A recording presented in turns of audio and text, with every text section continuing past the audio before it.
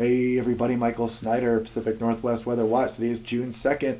I am in Colorado right now chasing for at least one more day out here before we head back. I should be back by Tuesday here at the latest. I'll be doing my normal briefings.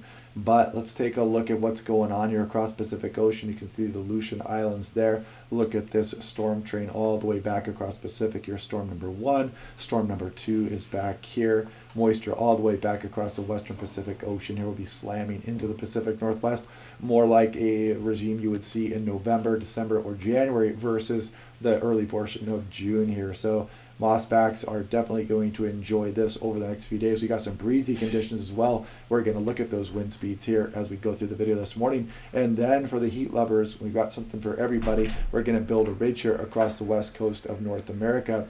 And we're going to warm things up here pretty dramatically so as we go towards the end of the week upcoming here.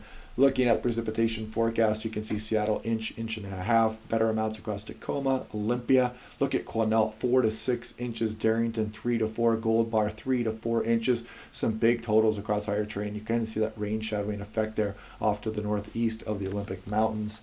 Taking a look at eastern Washington, even some rainfall for Moses Lake, kind of a little bit unusual here sometimes in some of these systems, especially as we get on in towards the spring and the summer months, but you might get up towards a quarter of an inch.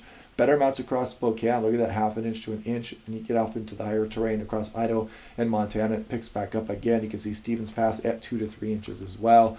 And we've got gusty winds coming on Monday and some thunderstorm potential. Look at Ritzville 49, Ellensburg 55 miles per hour, Spokane 48, Walla Walla 54, Tri-Cities at 52. So watch out for that activity as we go on through the day Monday. Looking at eastern Oregon, look at the Blue Mountains picking up over an inch most likely here. Big totals across a lot of the Cascades as well, 3 to 4 inches. Not out of the question. You could even get some localized flooding of some of the streams out there. So campers beware across the higher terrain. Take a look at Portland, Oregon. You can see all the hydraulic outlooks. We got flood watches across western Washington also. And they do talk about the significant rises are likely on some of the streams and the rivers out there. And you could even get some mudslides, some debris flows out there as well. So heads up for that action. As we look at the NAM 3KM, this is hot off the presses here. And you can see as we go through later this morning, we're starting to bring that rainfall in here.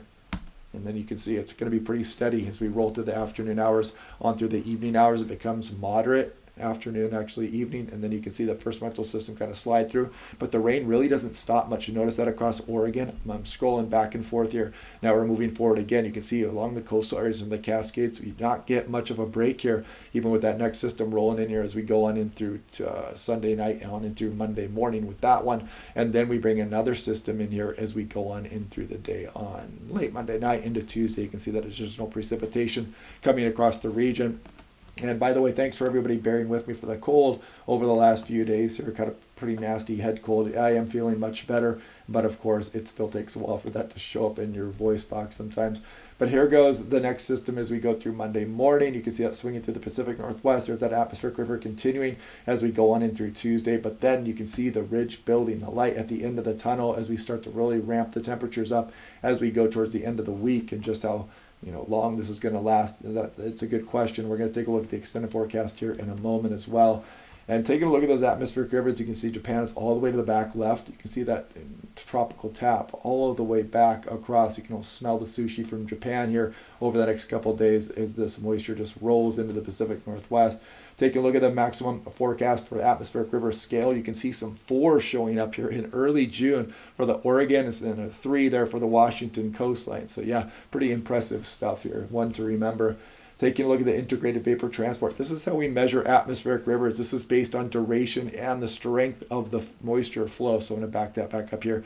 And you can see that we do have these values off to the right. So we base the atmospheric river strength on these values and the duration that these values are over any given area. So you can see we do have a couple of nice wet systems rolling in here. But watch as we go off into the extended forecast as we move on into Thursday night and Friday. A very deep low out over the Gulf of Alaska is going to help build that ridging along the west coast of North America and allow us to warm up and bring some nice weather in here.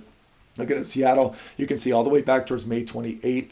They were picking up over an inch of rain for the 24-hour period, and that's been pretty consistent here in the model run. So we're looking at over an inch in 24 hours for SeaTac coming up with this one. And you can see Tillamook approaching 2 inches here in a 24-hour period. A little bit of an uptrend here on yesterday afternoon's run as well. Here's Mount Baker, totals possibly up to 2 inches in a 24-hour period as well. Here's Portland. You can see the suppressed temperatures when these systems are moving in, and then we get off towards the end of this week and we really ramp things up. Look at some upper 80s starting to show up. Seattle, Tacoma, looks like some mid 80s are possible as we go through the next weekend here. So you're going to be rewarded for dealing with all this wet weather here as we go on in towards next weekend. Now looking at the national blend of models, check out some of these totals here. This is total precipitation in inches as we go through the day today, tomorrow, and then we bring some of that precipitation to a stop here as we go through about the day Wednesday. It should be wrapping up, but look at some of these totals. Could be approaching 5 inches locally for some areas here, all the way up to Washington, Oregon, Cascades, Coastal Range, Western BC. You can see the rain showering effect for Eastern Washington, Oregon, and British Columbia. Then that picks back up again here as you get to the higher terrain of Idaho, Montana, Alberta, some of the Rocky Mountains of British Columbia as well.